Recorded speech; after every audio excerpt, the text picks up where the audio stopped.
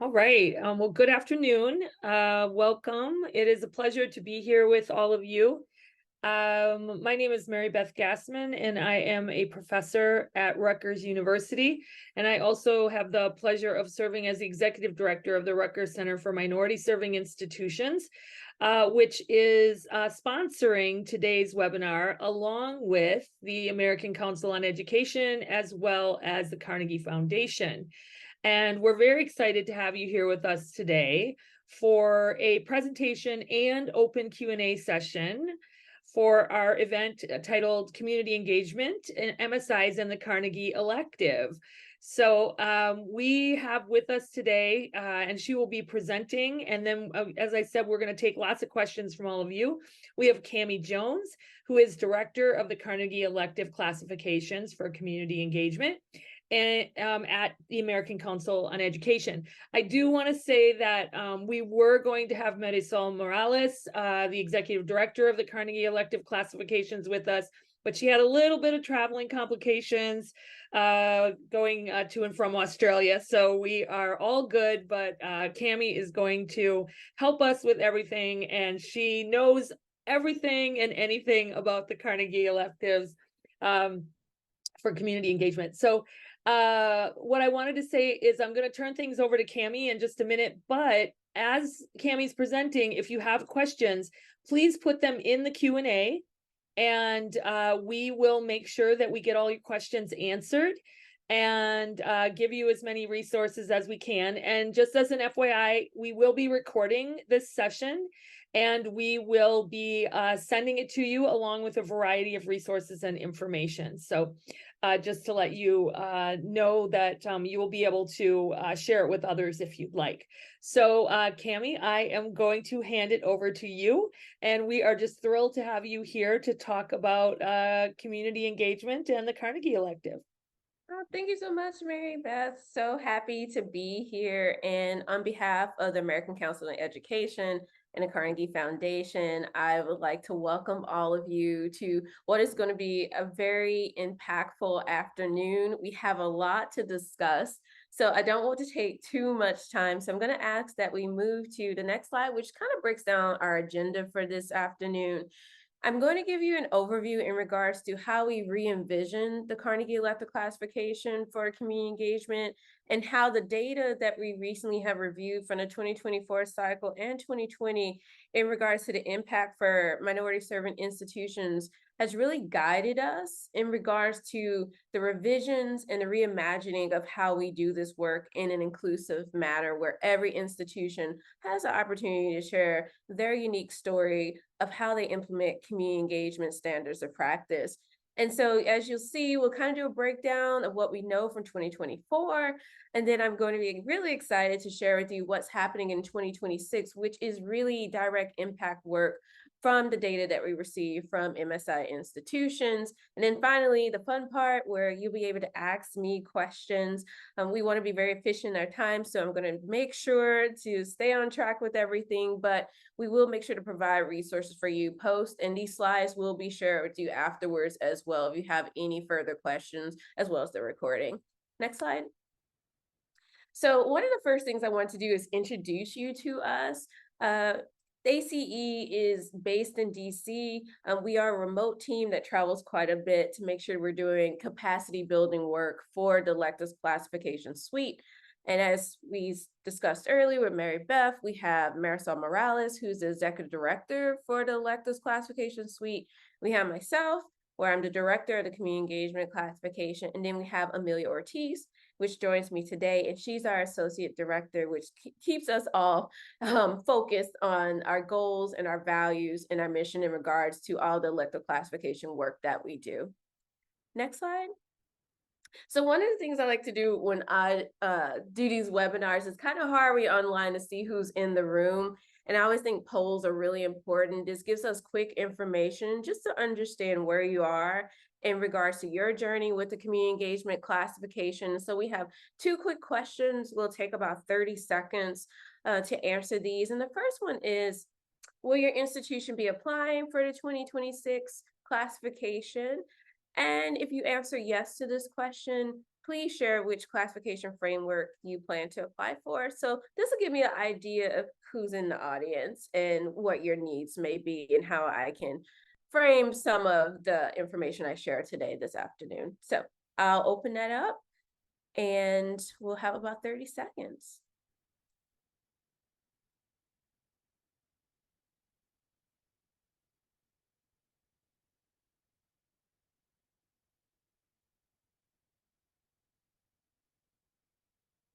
Okay, have about 15 more seconds.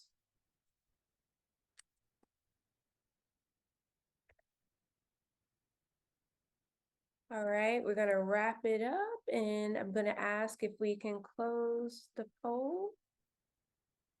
Be great. And okay, so here are the, oh wait, I saw the results and then okay, great. All right, so in regards to the results, okay, so we have about 67% that are interested and going to apply, and then we have a middle group of those who are unsure. That's completely fine. And wow, we are split. I've never seen this in a workshop where we have a 50-50 split in regards to first time in reclass. So I'm happy to see this because we're going to focus on what I would say is a quick overview of all the things that we have done to help you prepare for both of these frameworks. And there will be opportunities to have further discussions based on the different classifications frameworks that you're interested in. So thank you so much for participating in that. That's really helpful for us. Okay, next slide. So now we're going to get into how we re-envision the Carnegie Elective Classification. And as you'll see on the next slide, it kind of talks about what the elective classifications are about. If you wouldn't mind transitioning to that one, you'll see here in regards to what we do, the Carnegie Foundation's elective classification, and especially for community engagement, it's an elective self-study, which allows for colleges and universities throughout the US to gain recognition for their community engagement work and how they've institutionalized it. Campuses can apply for classification, which is offered every 2 years. And if they receive classification, they keep that recommendation for 6 years. During our webinar today, I'm going to discuss how our data in this self-study, in particular when we think about MSIs, has really allowed us to reimagine what we do in regards to having this rigorous assessment of the extraordinary commitment to the public purpose. And for that, it's with community engagement, so the public good. And on the next slide, you'll see how we basically have evolved with this classification. Because of this foundational work that is greatly respected by the field, we have many values. And as you see, we not only have the leadership for public purpose that is a part of our elective suite, we also have recently just launched in Australia, which is why Marisol is there, because we're closing out our first cycle with them. And we also plan to launch in Canada. And what's great about this slide is it really just shows the respect and growth of the community engagement classification and its acknowledgement of standard of practices in regards to community engagement in the field of higher education. Next slide. In regards to institutional motivation, so why do people go through this process? Which is a long process, but one that really declares a lot of significant themes for institutions and their communities. And what we have heard from the field is that it lifts the community up, it lifts their institutions, it's transformative.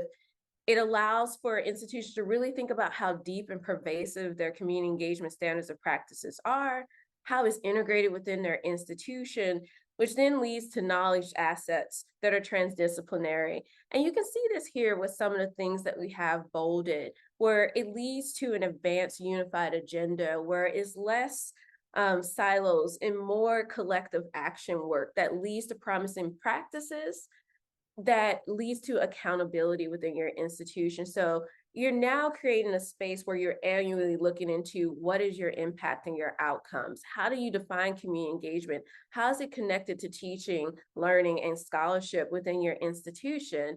And of course, yes, there's the public recognition and visibility, but more than anything, what's really important is that depth and pervasiveness piece. And how are you leaning into being a catalyst for change to where your institution is aligned in this work in such a way that it changes the culture, it changes your outlook, and it really changes the impact to where it's substantive and is sustainable within your institution and community. Next slide. So the community engagement definition is really important to us. As I mentioned, we have an electives classification suite, and our classifications and how we structure and format our applications are really guided by the definitions. And I know a lot of you are familiar probably with this definition, but I want to quickly just go over this because there's two parts to this definition. The first part, which you see on this slide, is about the process. The definition impacts the structure, the outreach, and the capacity building in this work. And yes, our definition is broad, but what I want to highlight is that it casts a wide net. In this first part here, in regards to the process, engagement is defined by partnerships and relationships between the institution and their external partners. It's grounded in the qualities of reciprocity, mutual respect, shared authority, and co-creation of goals and outcomes. These relationships are imperative to community engagement work because, as I said earlier, it leads to transdisciplinary and assets-based learning happening with the institution alongside community partners. And it really validates and legitimizes the work that the community is doing. Next slide. Next slide shows part two. So in regards to the purpose of community engagement, it requires us to really think about why do we engage? And so, yes, this includes reciprocity, but includes the different pathways into which an institution engages with their faculty, their staff, their students, and their community partners. It's exploration, it's constructive building, it's thinking about how do you build genuine collaboration, that the learning and the teaching is multi-directional, and that there is expertise shared by all individuals involved in this process. And in a lot of ways with this definition, as you'll see through the structure of our frameworks, is it represents a basic reconceptualization of community-based work, which is really critical to the core principles and values of not only the elective classifications, but also the application as well. Next slide. So in regards to our data, next slide. Some things are really critical and important for you to know. Right now, we have 352 institutions that are currently classified. We don't have the 2024 data just yet because we are actually wrapping up the 2024 cycle and are really excited to share that information in early January in regards to the new institutions that will be classified. But what's really important about the data is that with our framework, there's a demonstration of values in regards to push without pulling, balance rigor, and high quality work.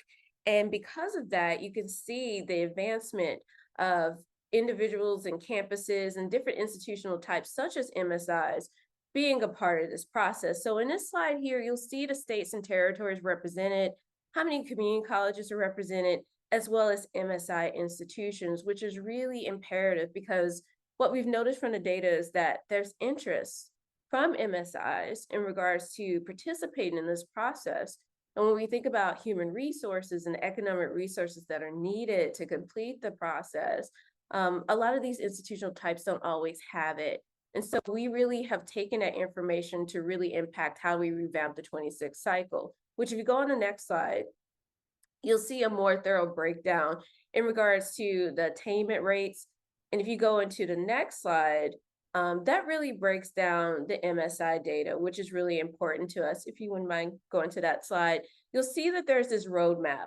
And in the roadmap, it really breaks down from the 2020 cycle in regards to the institutional types that are part of the MSI community that have applied, how many have received classification and not. And this has shown us that there is a need for outreach and development with MSIs and to your institutions.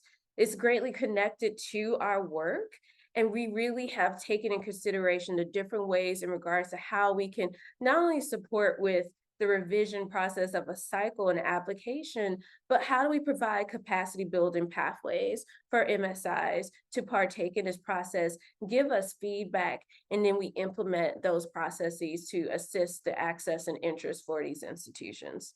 Next slide. So in regards to our values and goals, next slide.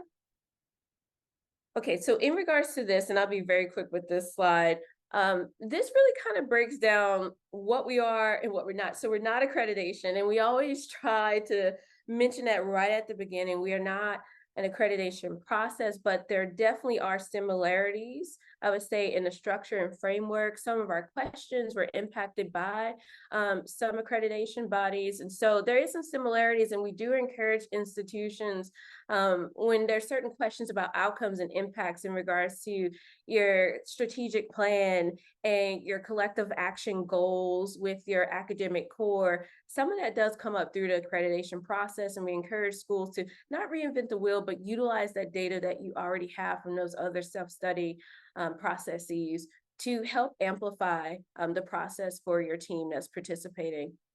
Another thing that's really important is that we are a field force in this work, and our definition is our guidepost in regards to participating in a community engagement classification. And when we say field force, we're thinking about how do we move the field? How are we thinking about systems change and relationships and keeping people at the core of the work? If you wouldn't mind going to the next slide, there's a diagram that shows this. People are at the core center of this work. The community is the core center of the application.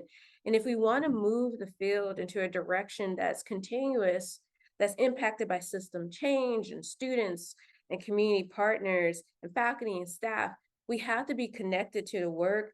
We have to be fluid, and we have to make sure that the impacts of our work is interconnected in our practice, our policies, our participation, and really thinking about how can we do transformative work that's co-identified between the institution and the community. And so I'm using these key words about co-identification, shared voice, impacts, outcomes, because those are similar themes and words and terms that you'll hear throughout the application to show this graphic here around people-centered transformative work in regards to community engagement. Next slide. So now that you've gotten a foundation in regards to how we've reimagined the work and how we've gotten to where we are now, I think it's really important to lean into some time around what's happening in 2026. So as you saw a few slides earlier, we noticed in the data from 2020 and 2024 that our MSIs and our 2 years, our HSIs, HBCUs, NAPs, all these institutions are greatly connected to the work. In a lot of ways, they're doing exemplar work. They're creating these models that are being sustained in the community and in the field. But how do we create pathways of outreach and interest for them to partake in this process, but also for us to learn from them and create a space where any institutional type can share their process in regards to community engagement standards? And so as you'll see on the next slide, what we thought was important to do was, let's do a SWOT analysis. And so we looked at the data, as I said, from previous cycles. And what we were able to learn is that the application has led to community engagement being legitimized in the field of higher education. As I said, there's a standard of practice. We have a core definition to guide us, which is very important. But as the data has shown us, there's a lack of accessibility for underrepresented institutions, which means there's an equity issue in regards to the application.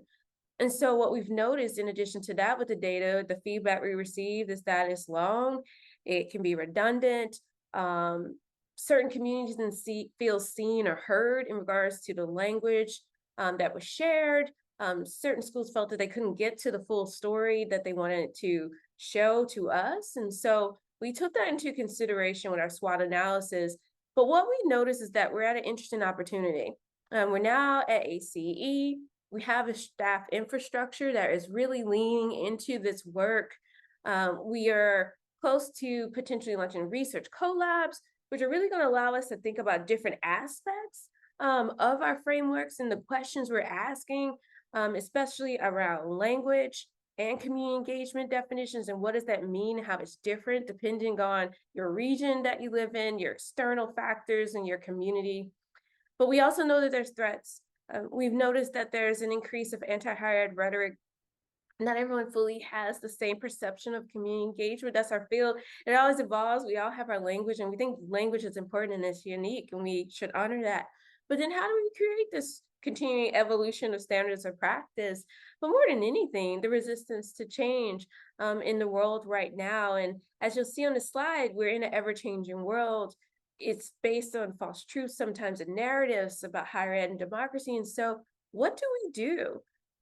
We want to have a balanced rigor. We want to be practical, and we want to streamline process for institutions, but specifically underrepresented institutions. And as you'll see on the next slide, what I decided to do was really break down, you'll see some of the common themes about it's burdensome, it's not reflective of underrepresented institutions, the structure, the updates. The next slide even goes into it further with opportunities and threats that I just discussed. With the feedback. So feedback was really important. So what we decided to do was I created a revision committee, and it was based on feedback from 2024 applicants. And that committee was built on connecting with underrepresented institutions. And so our representatives included HBCUs, it included 2 years, HSIs, 4-year public and private, as well as tribal colleges. And what we did is we came together to really think about what is our presence in this? How do we review it? How is technology seen in this? What is access, interest, and language? What do they mean by structure and engagement? So we took all that in consideration with this diverse group of individuals who just went through the process. And as you'll see on the next slide, based on that committee's work, the SWOT analysis that we went through this summer, these were some of the additions, modifications, and revision themes that we came up with that's really imperative right now to answer to the data that we saw in regards to the impact for MSIs. So what we thought was our top priority is every institution should be able to demonstrate their form of community engagement.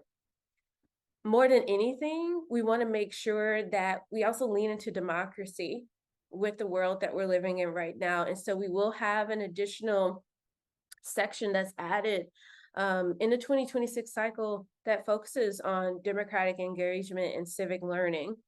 We also want to make sure that there's more narrative space for institutions to share their story. Some feedback that we received from 2024 that certain sections around finance and infrastructure and content and impacts and outcomes weren't always coming from an equitable and inclusive space. And so we really want to be mindful of how do we engage with campuses in learning how they coordinate their work? What are the unique ways in which institutions are able to bring in community partners, but also support community partners within their institutions? More than anything, access and interest is our top priority for underrepresented institutions. And that means making sure that the process is streamlined, that we're doing capacity building work, that our guidebooks are updated.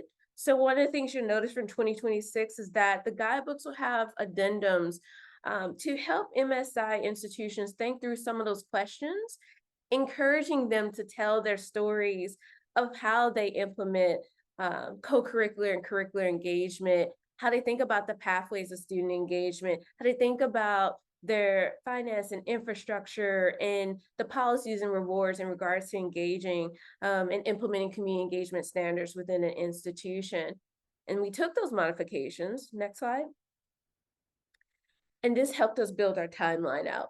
So now that we had an understanding of the revisions and modifications that we wanted to do, this also led to us really thinking deeply about our timeline and also getting that information out, because that was current information that we received and feedback as well, is being aware of what's happening and how much time does it really take to do this application.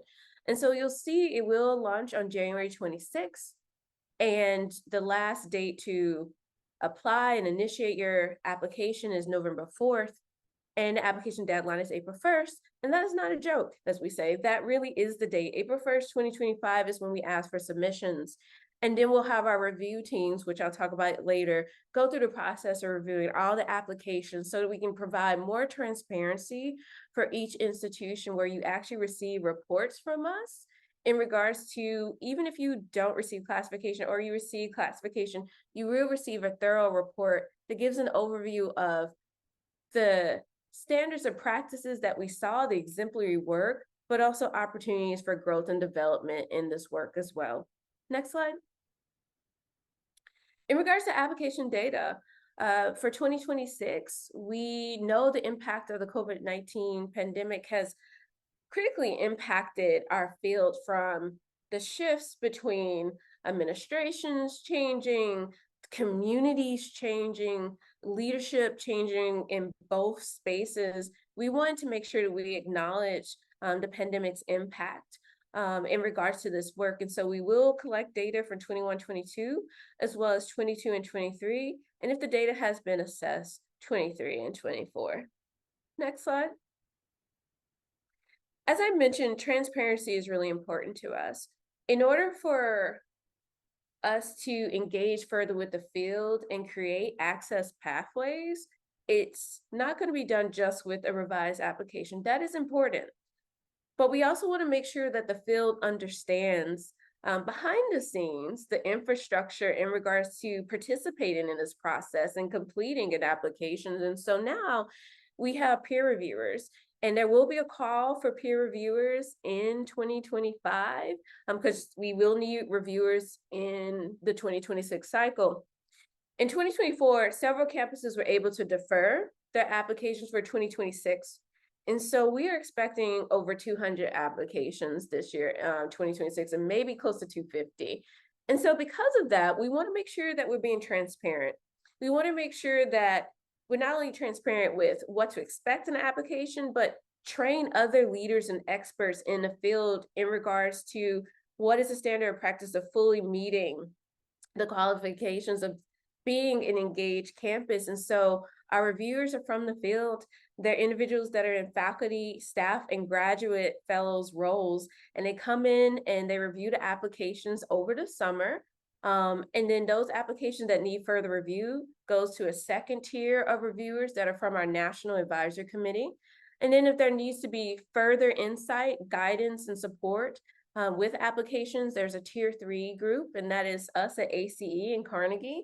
And I want to share, to be transparent, we read every single application because we want to make sure that we are aligning with those values around equity, access, interest, language, inclusion, structure, balance, rigor, high quality work. In order to get the field to that, which we already are in process of, we have to educate, inform, and provide capacity building pathways. And so the reviewer process is another professional development way for us to fully understand what this work is like and what it takes. And so a call for that to happen in 2025. So make sure that you sign up for ACE Engage, which you'll be able to scan later on this presentation, because that's where the call will be shared for individuals in the field to engage with us. Next slide. So in regards to the strategies of the application, we get questions all the time around this as to what should we do? How do we build a team? How should we approach it? And on the next slide, I think there's some key things you should think about. And there's 2 charts that I'm going to discuss. This first chart here is 4 quadrants. So one of the things that we've noticed in our data is that community engagement should exist in far-reaching change. It should be transformative. It should have high depth and pervasiveness.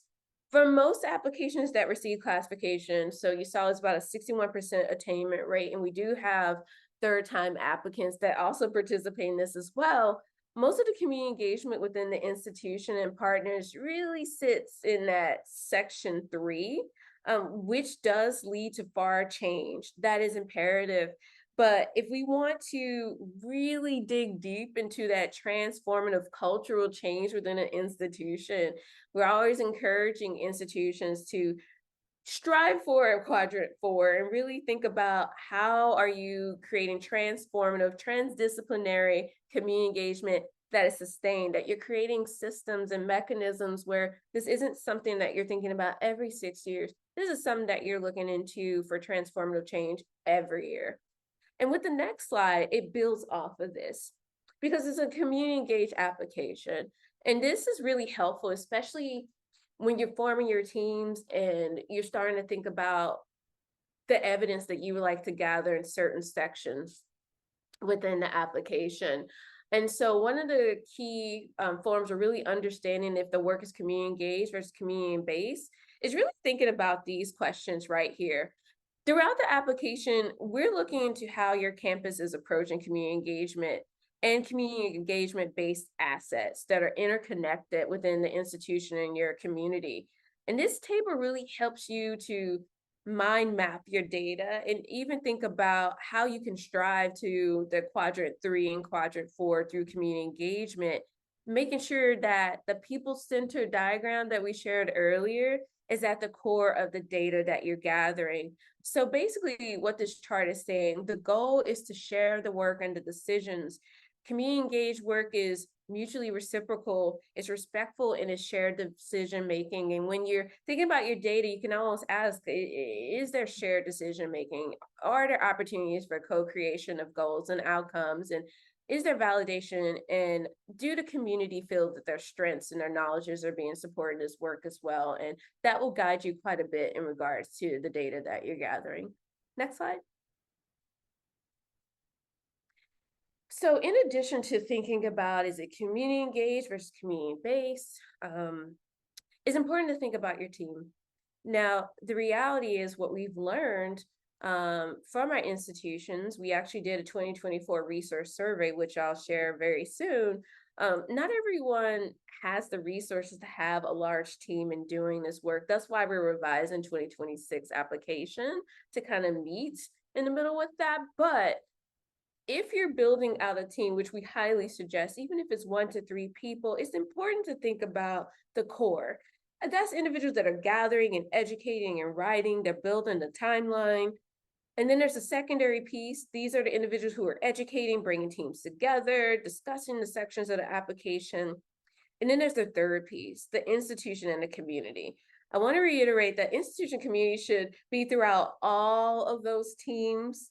But what's really critical is that you're thinking about from the beginning how you can receive buy-in in the process, how are you going to provide education awareness around this process, and more than anything, creating a timeline that's going to support yourself, your team, your institution, community with fulfilling the purpose of this self-study. Next. So one of the things that we decided to do to understand a little bit more of what are the resources that our institutions need in order to complete this application. And so what we did is we took the 2024 data and we created a new survey. We sent those out to campuses to ask, how much time did it take? How many staff members did you have? And I want to be mindful of that. This is a small subset of data, as I said, because several campuses are deferred for 2026. It's going to be really interesting to see what this data looks like then. But for now, the average that people took were about 2 to 5 hours a month. Usually they work 7 to 9 months for this. Sometimes they were able to hire people, but it was only a small amount of individuals. The range in regards to the work, if they did hire someone such as a consultant, was a range between 2,000 to 40,000. And what's imperative about that is that it really depends on the work that they did in regards to the process. Were they involved in workshops? Were they providing training? And were they guiding you throughout the entire process or just reviewing things at the end? Next slide. And so this kind of just goes over, once again, some of the information that I just shared in regards to the range. Next slide. This slide, I'm not going to go into just because of time, but when you review this, this really talks about the institutional motivation, and it really aligns with a lot of the things that we said earlier. It's a helpful self-study. It allows you to understand that everyone should be working together. You have a roadmap. You are also able to reflect on where your institution has areas of growth and development. And also it strengthens relationships with different offices within your campus community. Next. Another important slide that I want to go into is this working timeline. This is just a summary in regards to how you like to map this out. Perhaps you do not have to follow this, but if you are thinking about starting in December or January, you really have about 14 months, and you don't have 14 months, we're being honest, because spring semesters are really hard. You lose a lot of weeks there. Then you have the summer, which is a key time when people like to gather and write. The fall semester provides a little more space, but once again, between breaks and holidays, you're really close to having about 11 to 12 months in regards to doing this process. But this just really breaks down some best practices of how to approach the application. Next slide. In regards to resources, so we have several resources to help you with doing this. Next slide. Some of you will be familiar with this. We do have a book that was written by John Saltmarsh, who we still work with, who's a Carnegie Fellow, as well as Matthew Johnson. And this really goes into how to build a team and gather evidence. We do have information on our website, which is listed, but we have a QR code that you'll be able to scan as well. And we do not exclude campuses from participating due to the inability to cover application fee. So if you are in need of this, Amelia is the individual that you can reach out to request a fee waiver, and then we'll be able to proceed accordingly with that to support you in doing this process. So please note that a fee is not a deterrent in participating in this process. Next slide. Here's AC Engage. This is an online community that allows you to connect with other community engagement professionals, but also receive updates about workshops, webinars, some of the conferences that we're at in person that you may not realize and you're at, and you can show up and connect with us. This is also a great online community to ask questions in regards to your journey and the work that you're doing in community engagement. But more than anything, it's a network building space filled with community engagement individuals that support each other through this work. So if you scan the QR code there, you'll be able to connect with us there, and it's free. You just have to scan the QR code and sign up. Another resource, next slide. Community engagement consultants. So community engagement consultants, as I said, we have trained individuals. It's 21 right now, individuals who have been trained in 2024, and they're going to receive the 2026 training at the end of January. And in regards to this, these are individuals that can really help you with building understanding of your roles and responsibilities and completing the process. They can help guide you with thinking about meetings and brainstorming and helping you think about where the evidence may be placed in your institution. They also can review your applications. Call for consultants will happen late fall. We have a small group of spaces that we need to fill out, but there will be a call for that is shared on AC Engage. Next slide. This is some of our upcoming outreach and engagement that you can see on our website. Our next thing is with ARRS, and then we have a webinar with Engage Scholarship Consortium. We'll have a year review check-in so you can hear all the information that's happened in electives. And our next conference that we'll be at in person, where I'll be rolling out the 2026 application, is at AACNU in Washington, D.C. In addition to that, I will be providing drop-in office hours in spring 2024 for individuals to connect and ask questions about the 2026 application. Next slide. This is our website. You can scan the QR code there in regards to gaining information. We also have all our recordings of our workshops and webinars posted. So if you would like to even start your journey before connecting with me or going to another workshop, all of our information is there under training and resources. Next slide. This is our year in review QR code. If you're interested in signing up for that, you can scan that as well. I'll wait a few seconds just in case if others would like to scan it right now, but you also will have access to this PowerPoint as well. Okay, next slide. And this is our last slide, which I'm happy to share because Mary Beth wrote this. This is an article that we really wanted to highlight. It really just talks about the power of the community engagement classification application from an MSI institution. And so this was recently released. We think it really does a great job in breaking down, some of the things we talked about, from the motivation to lessons learned, the unified agenda, and the impact that it has had within an institution and community. So it asks you scan the QR code there, and you can see the great article that Mary Beth wrote on our behalf about the great work that's happening right now. And with that being said, that is the conclusion of my presentation piece. Thank you so much for being a wonderful audience, and I look forward to answering your questions. Thank you so much. Really appreciate that. And I always learn so much every time we collaborate with y'all. So thank you. I do have a number of questions, and I'm inviting people to put their questions in the Q&A. One thing, we did have a request to place the website again in the in the chat if you can. That would be great, Yes. Nat, if you can do that. And so one question that has come up is, and you talk about this a little bit, you talked about it in a couple of ways, but I'm wondering if you can expand a little bit about why the community engagement classification is especially important for MSIs. Yeah, I think that's a really wonderful question. When I think about historically in our country, and I'm focusing on the US, and I think about community engagement and civic engagement work and how critical these institutions were in supporting their minority students, how they were able to create exemplary work and models that we now see nationally happening. I'm also aware that MSIs are creating such unique model experiences and their stories aren't out there. I know this because I'm talking to them and I have the network and connections. But we want to diversify the story of community engagement, and that's why we're going through the revision process.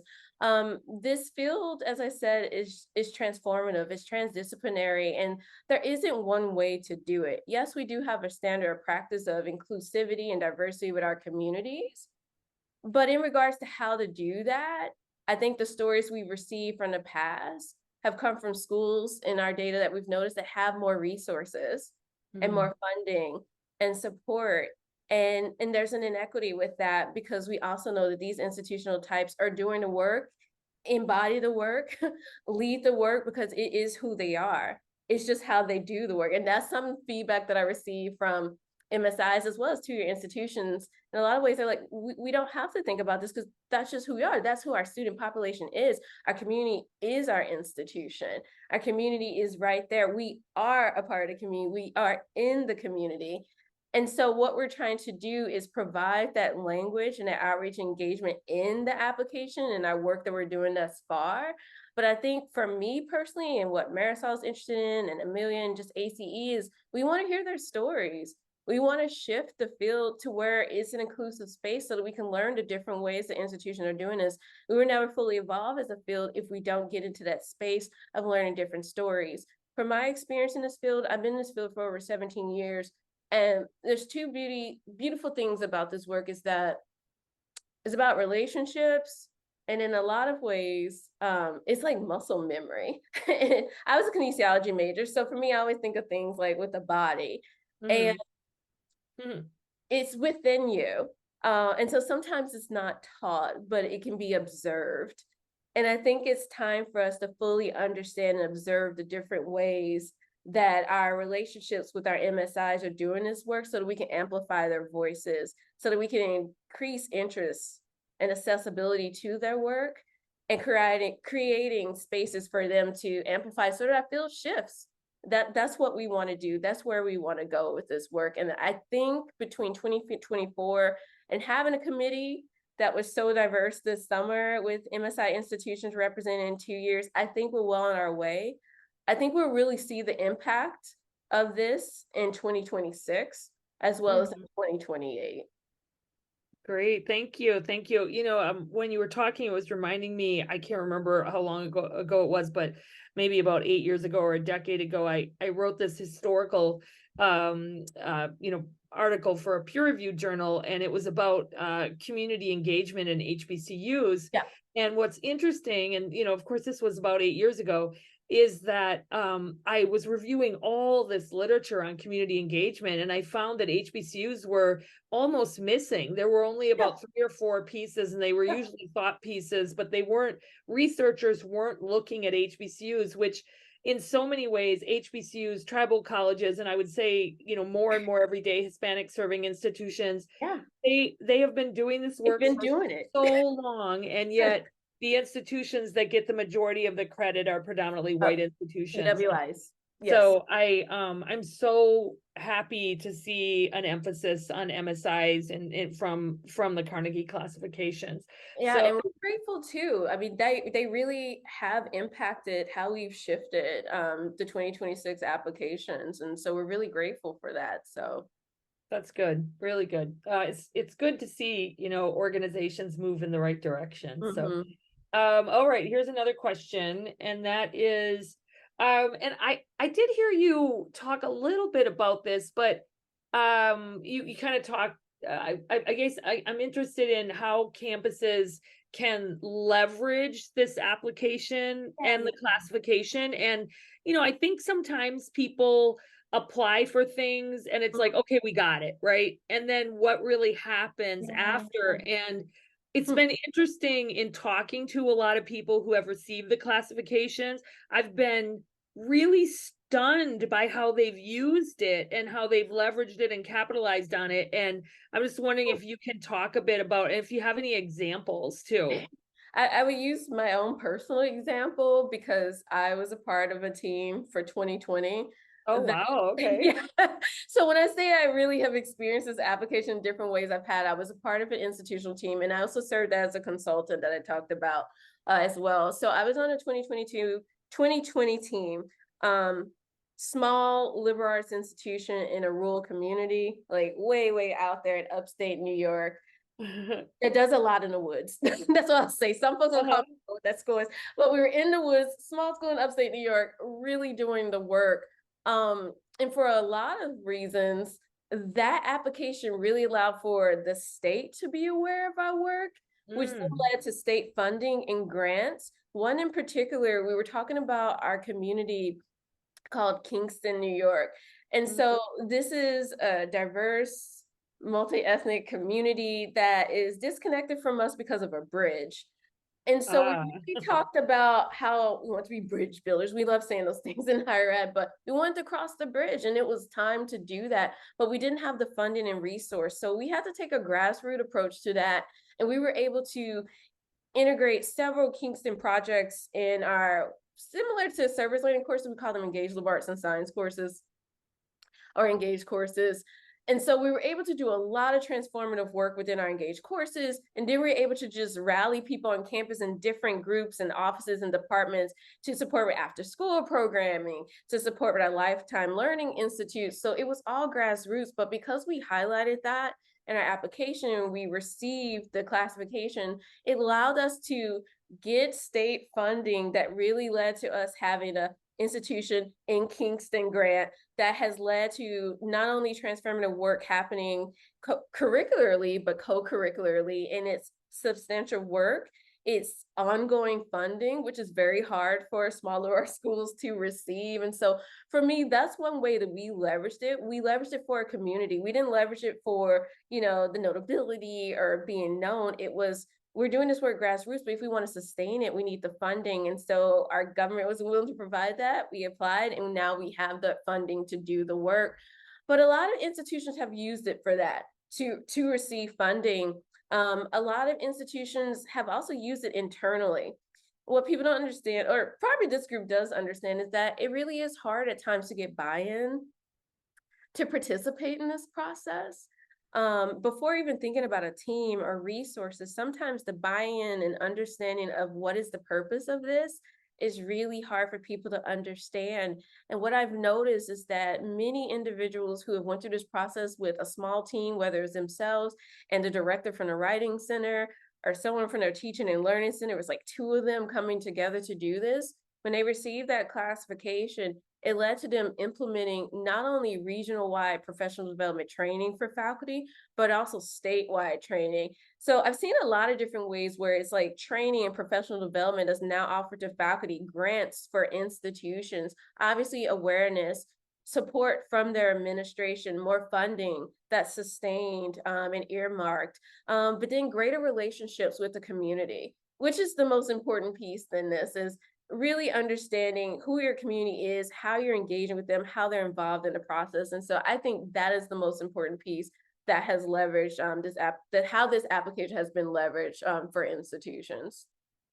Thank you. Thank you. Sort of connected to that. And we have a question asking what are the incentives and benefits for HBCUs in particular? Are there financial benefits? Are there capacity building benefits? Are there any direct benefits either from ACE, Carnegie, Mm-hmm. beyond that you see any? Yeah, so I'm thinking of the different approaches to this question in regards to direct benefits. So in regards to AC and Carnegie, I'll start there first and just make sure I type this so I can remember to touch on everything. One of the things that we're trying to do is, as I said, it's not enough just to revise the application.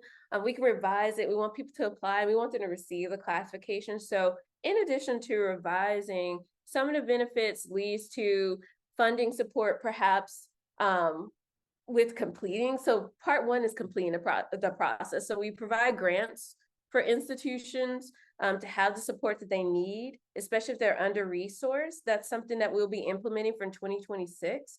We also will have community of practices, particularly for HBCUs and two-year institutions and just MSIs in general, where they can learn from each other and support each other through the process and build a network. I also think the research collabs in regards to that leadership from Elaine Ward, she's actually on our National Advisory Committee.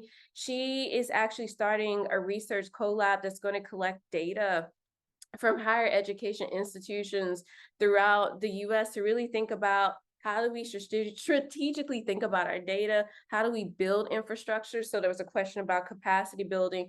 Being engaged with us then leads to the data being a part of this. And as more information is shared about how the infrastructure is needed to coordinate support and to disseminate community engagement in a strategic way, it will lead to institutions receiving more funding. And that's also new as well. So a lot of things are new. I would say that's also an area of growth and opportunity for us in learning and understanding how we can assist HBCUs, which is why we had the committee created to learn from them in regards to what we need to do. So there are capacity building opportunities, there are funding opportunities, there are network opportunities, but it is a space for growth and development that we really are trying to lean into. And the way we really can grow and build that is through supporting HBCUs and understanding what their needs are so that we can implement that into the processes and areas of capacity building for them to participate. So that is basically to say, we have some things in the works. There's a lot of benefits, as I mentioned earlier, of understanding their stories and sharing that, and research opportunities and amplifying those research projects nationally and globally.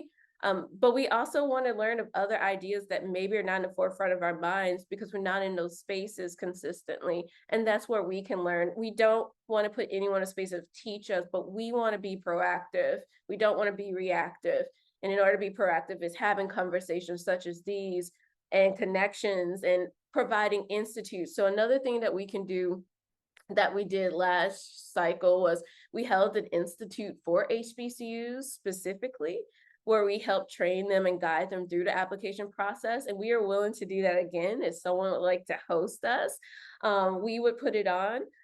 We would just ask you to host us, and by hosting just a space, everything else we would be able to provide and support you with. So a lot of it is capacity building at this time, I would say.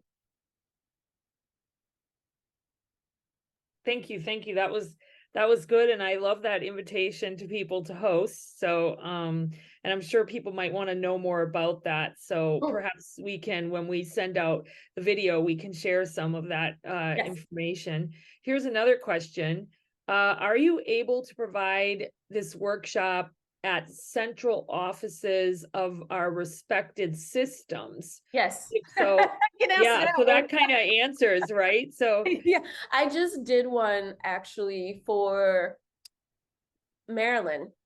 I was in Maryland 2 weeks ago, actually, and I led quite a few workshops at their civic symposium day. And I love doing this because I think what's hard, like if you go to national conferences or webinars or workshops, you get like the quick overview.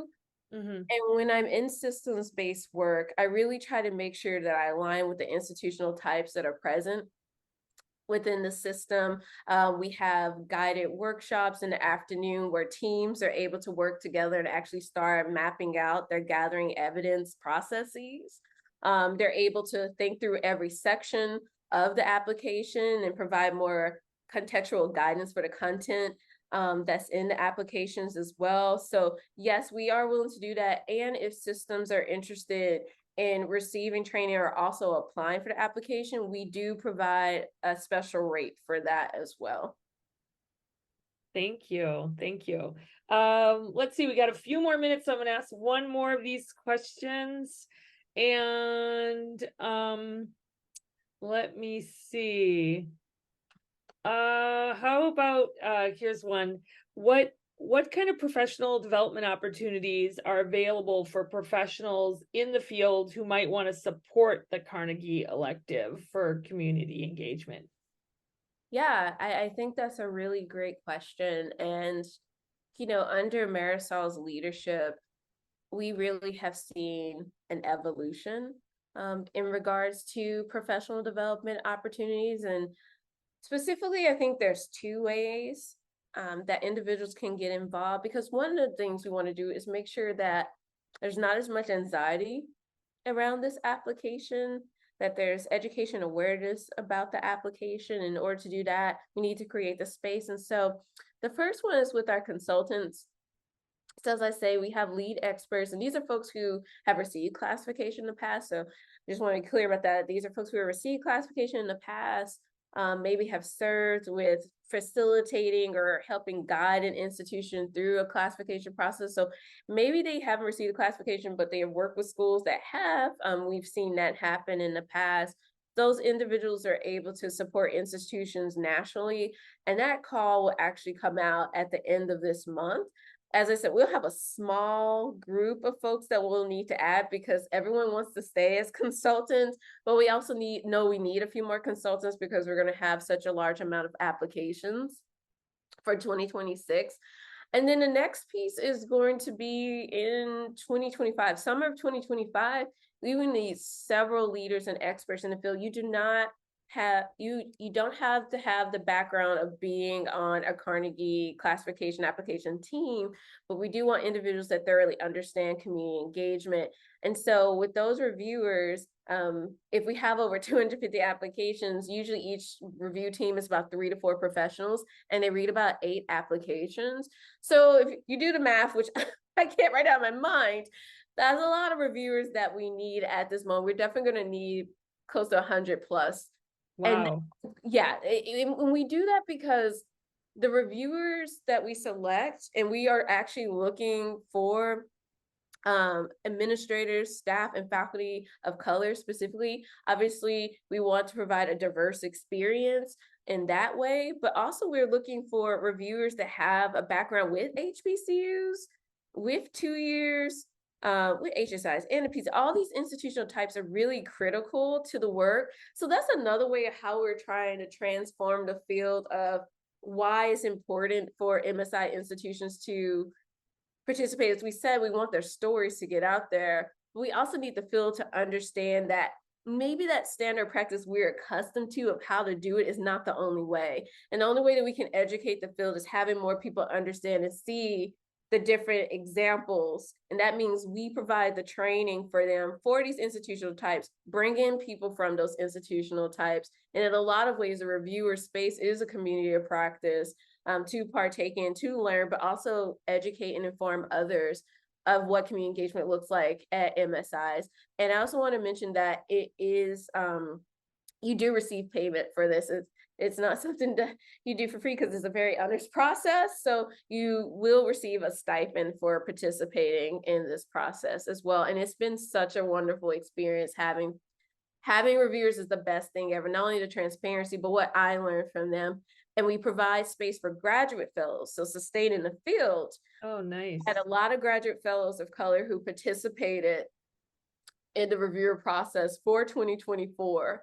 And we're I can't even find a word to explain how important they were to this process, and making sure that we reached our deadlines, to make sure that our campuses are informed of their status. And so we really are thinking about that field force of educating and building the field just as much as providing like the funding and the capacity building.